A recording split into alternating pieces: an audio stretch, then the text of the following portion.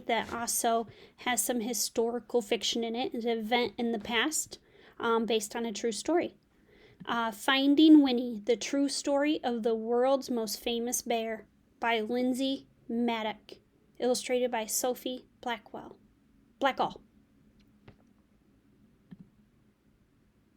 Finding Winnie. Could you tell me a story? Asked Cole. It's awfully late. It was long past dark and time to sleep. What kind of story? You know, a true story. One about a bear.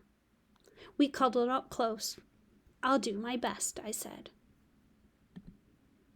A very long time ago, about 100 years before you were born, there was a veterinarian who lived in Winnipeg. His name was Harry Coburn. A vegetarian? Said Cole. Bear doesn't like vegetables. A veterinarian.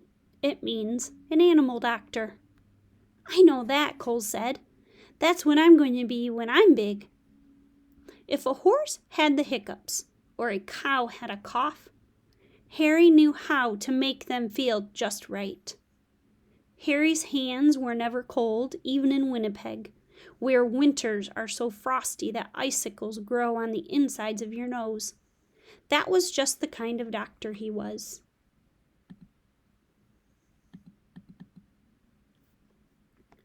But a day came when Harry had to say goodbye to Winnipeg. There was a war far, far away, beyond the end of the country, and on to the other side of the ocean. And he was going to help. He would be caring for the soldiers' horses. Harry rode east on a train full of other soldiers. He leaned his head against the window, watching the land scroll by, wondering what it would be like to be so far from home. The train rolled right through dinner and over the sunset, and around 10 o'clock and into a nap and out the next day until it stopped at a place called White River. Harry decided to stretch his legs.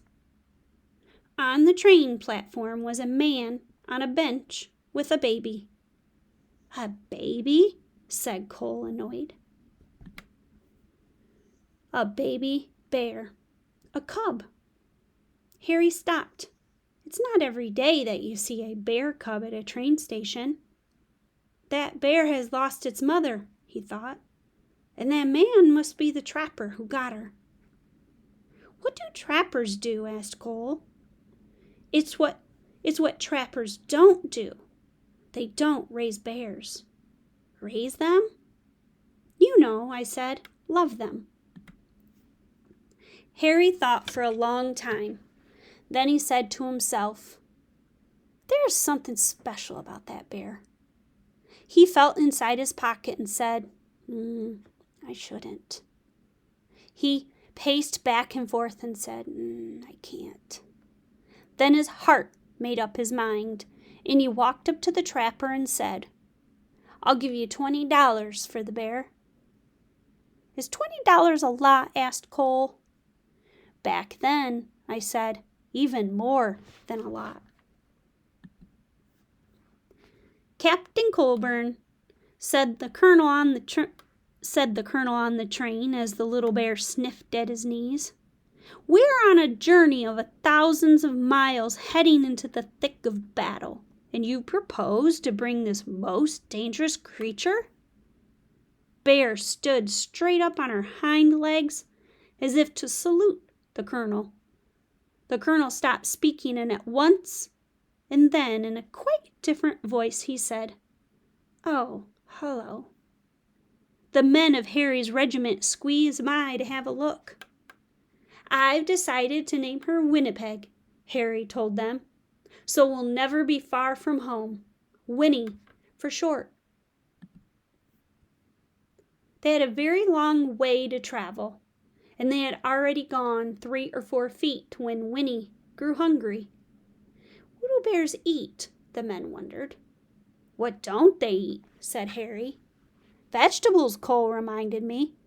Winnie ate vegetables, I said. She ate everything except onions.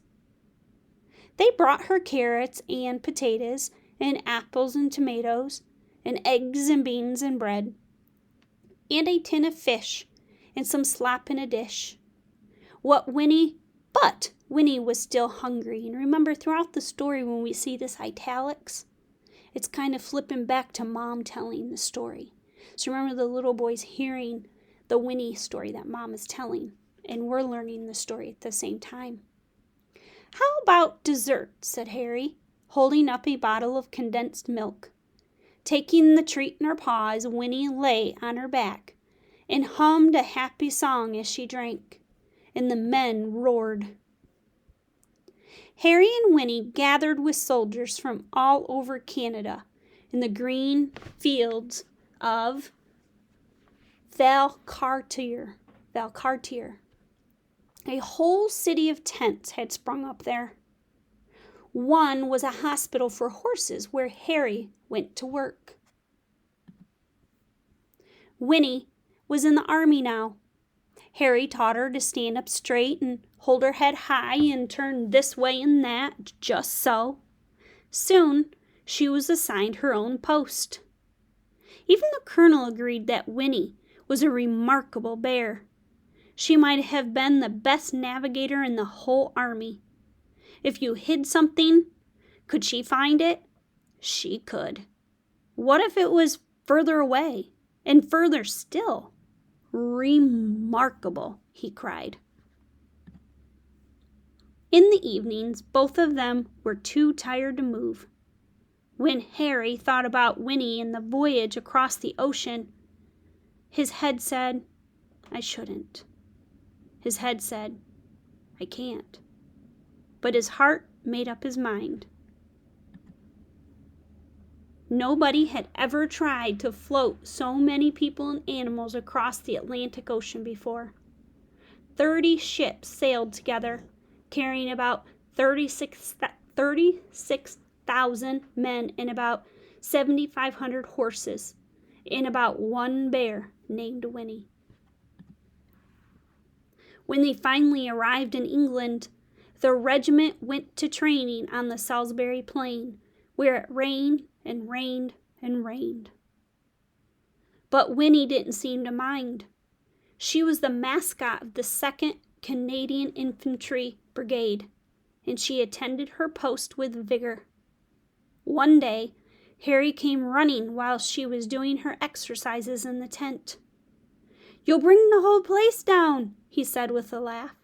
She had grown.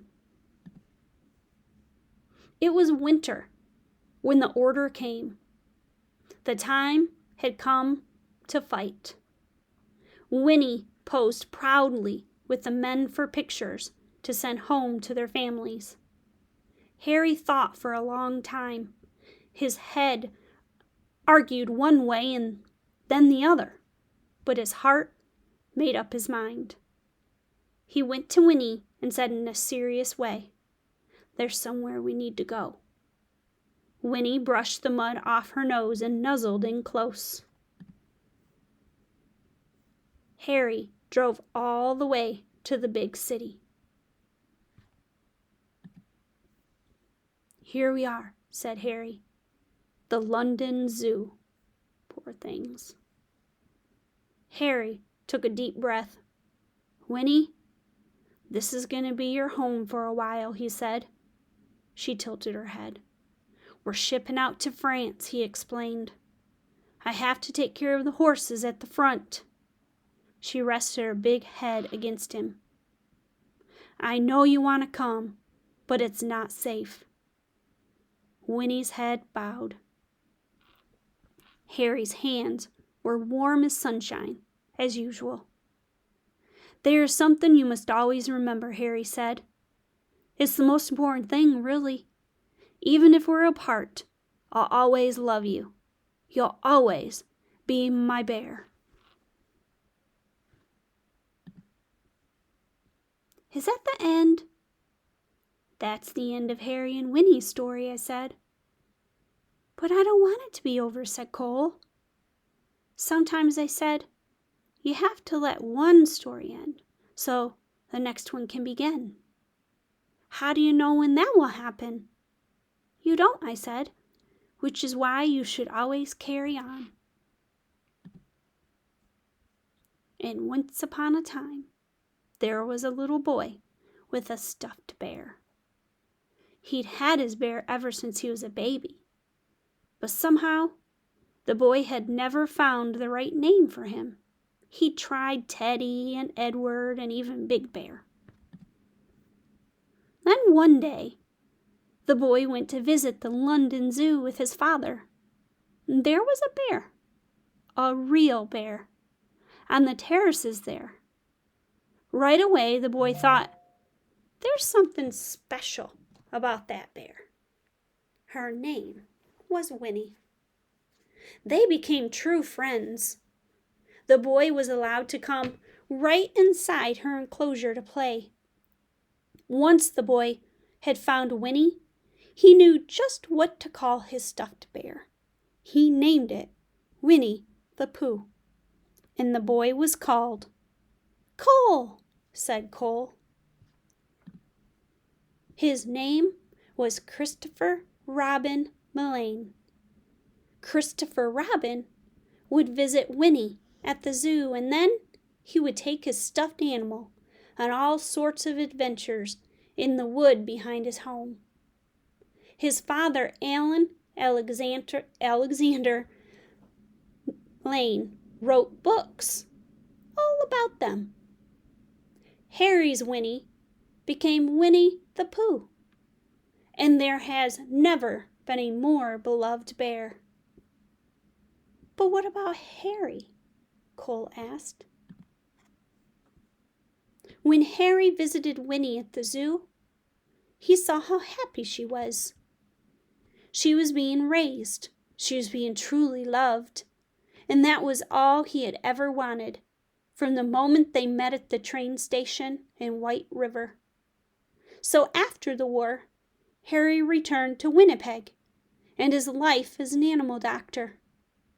Before long, he was married and had a son named Fred, and Fred had a daughter named Lorene, and Lorene had a daughter named Lindsay, which is me.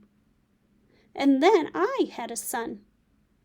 When I saw you, I thought, there is something special about that boy, this boy.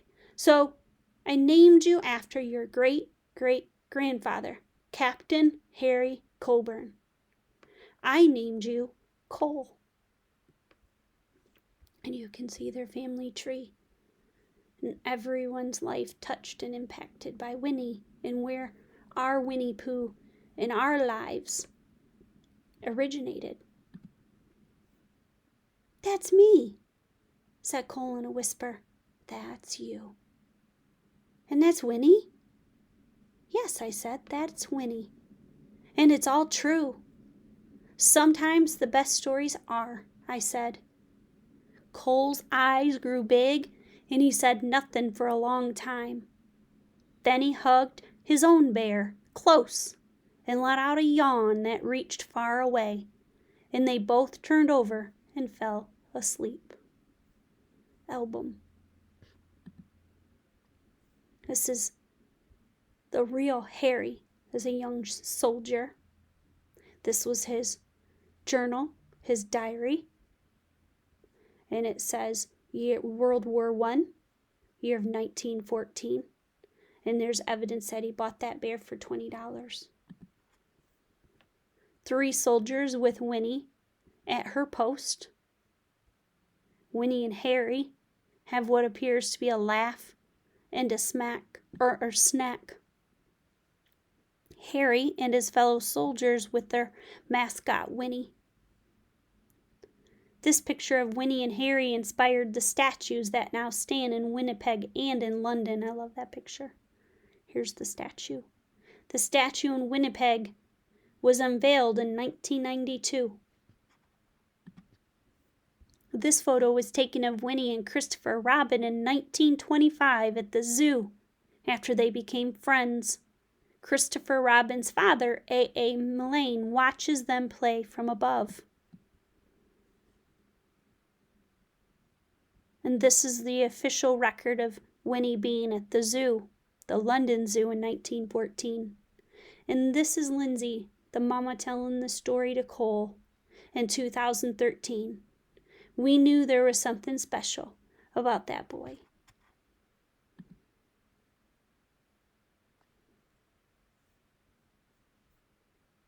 And that is Finding Winnie.